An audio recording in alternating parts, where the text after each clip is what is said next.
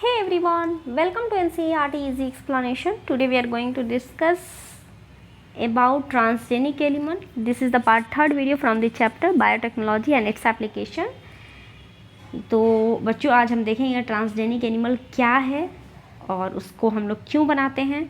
और इससे पहले हम लोग देख चुके हैं कि बायोटेक्नोलॉजी का यूज़ मेडिसिनल फील्ड में किस तरह से होता है।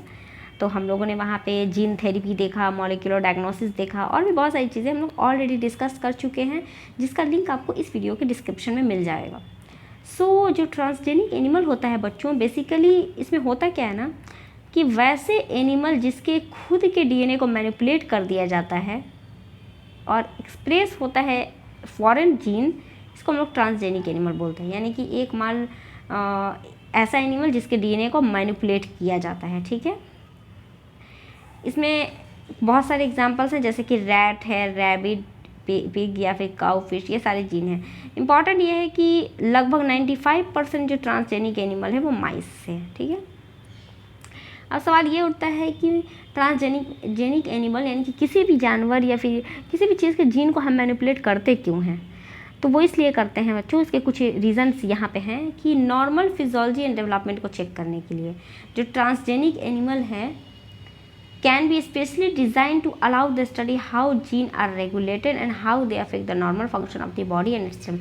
यानी कि जो ट्रांसजेनिक एनिमल है उसके ऊपर हम लोग एक्सपेरिमेंट करते हैं और ये देखते हैं कि जो जीन है वो किस तरह से काम करता है। यानी कि स्टडी ऑफ कॉम्प्लेक्स फैक्टर किस तरह से काम करता है हमारे बॉडी के अंदर। मान लो हम एक नया कोई हार्मोन बनाए और उसको हमको चेक करना है कि ये किस तरह से काम करता है, तो हम आदमी पे थोड़ी ना चेक करेंगे, किसी जानवर पे ही चेक करेंगे। तो इसके लिए ट्रांसजेनिक एनिमल हेल्पफुल होता है। दूसरा है कि स्टडी ऑफ द डिजीज़। मान लो कोई बीमारी है, कोई नया कोई बीमारी आया, ठीक है, तो मान लो कोरोना ही आया, ठीक है, तो उस टाइम कोरोना का जो वैक्सीन है वो ऐसा थोड़ी नहीं है कि आदमी के ऊपर बना करके चेक किया गया होगा, ऑफकोर्स किसी जानवर के ऊपर पहले बनाया गया होगा। तो वही चीज़ है कि जो ट्रांसजेनिक एनिमल्स होते हैं उसका इस्तेमाल हम लोग स्टडी ऑफ द डिजीज़ में करते हैं। Many transgenic animals are designed to increase our understanding how gene contribute to developing the disease. यानी कि डेवलपमेंट और डिजीज़ में जीन किस तरह से काम करता है। These are specially human disease के लिए होता है ज़्यादातर, जैसे कि मान लो सिस्टिक फाइब्रोसिस है, कैंसर है, रिमोथाइड आर्थराइटिस, ये जितने भी बीमारी हैं इन सब किस तरह से काम करते हैं इसमें भी हेल्पफुल है। दूसरा हो गया। तीसरा है कि बायोलॉजिकल प्रोडक्ट के रूप में भी इस्तेमाल होता है। क्या मतलब हुआ? So medicine required to treat certain human disease can obtain biological product but such products are often expensive to make. बहुत सारे ऐसे प्रोडक्ट होते हैं जिसको बनाना बहुत महंगा होता है। ठीक है, तो जो ट्रांसजेनिक एनिमल होता है डेट प्रोड्यूस यूजफुल, वो यूजफुल बायोलॉजिकल प्रोडक्ट बनाते हैं। Can be created introduction of the DNA, जो कि पर्टिकुलर प्रोडक्ट के लिए, जैसे कि मान लो एक ह्यूमन प्रोटीन एक है जिसको हम लोग अल्फ़ा-1 एंटीट्रिप्सिन बोलते हैं, जिसका इस्तेमाल होता है इम्फाइसीमा। मान लो एक बीमारी है, ठीक है, इम्फाइसीमा मान लो क्या है, इम्फाइसीमा एक बीमारी है, उसको ठीक करने के लिए एक जीन है ह्यूमन प्रोटीन से बना, जिसको हम लोग अल्फ़ा एंटीट्रिप्सिन बोलते हैं। उसी तरह दूसरा है फिनाइलकीटोन्यूरिया, सिस्टिक फाइब्रोसिस। 1997 में पहला ट्रांसजेनिक जो एनिमल था वो काऊ बना, रोज़ी, जो कि रोज़ी क्या, ये काऊ है जिसका नाम है रोज़ी, कोई आदमी नहीं है, जो एक ऐसा मतलब ह्यूमन प्रोटीन रिच मिल्क मतलब उससे निकला उस गाय से, जो कि जिसके अंदर ह्यूमन का अल्फ़ा लैक्टो एल्ब्यूमिन पाया जाता है, जो न्यूट्रिशनली मोर बैलेंस फूड होता है ह्यूमन बेबी के लिए। यानी कि रोज़ी एक गाय है।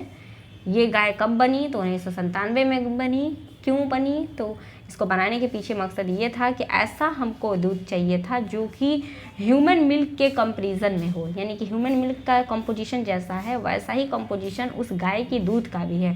तो अभी के टाइम पे वैसे लैक्टेटिंग मदर्स जिसके पास उतना सफिशिएंट अमाउंट में दूध नहीं हो रहा है, लेकिन अब बच्चे को तो चाहिए ना, तो उस वैसे बच्चों के लिए ये चीज़ें बनाई गई। ठीक है, तो ये हेल्पफुल हो गया। इसके अलावा है कि वैक्सीन की सेफ्टी अगर चेक करनी है तो आप ट्रांसजेनिक एनिमल पे ही चेक करते हैं।